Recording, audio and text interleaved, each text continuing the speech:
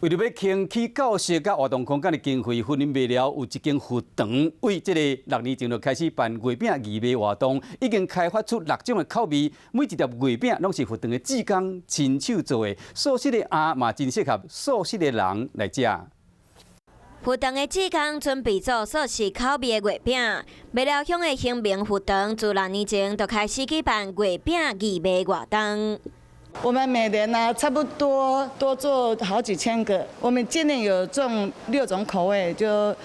瘦肉吧，还有五谷杂粮、起司蛋黄酥、卡布奇诺、绿豆椪，还有芋泥啊。因为佛堂举办真侪课程和营队，嘛和社区大学合作，目前环境和设备已经真旧，所以才来进行义卖，要来总改建经费。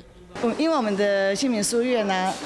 人就是越来越多啊，有读经班嘛，然后有5年进修班，那最近的教室不足啊，所以要盖新的书院啊。总共有6种口味的月饼，口味嘛真特别，欢迎民众来吃看卖。Hello， 大家好，我是乃瑜，要教给大家2个任务。第一个，华视新闻的脸书专页，你按赞了吗？还有华视新闻的 YouTube 频道，赶紧订阅起来，还要记得按赞，开启小铃铛哦。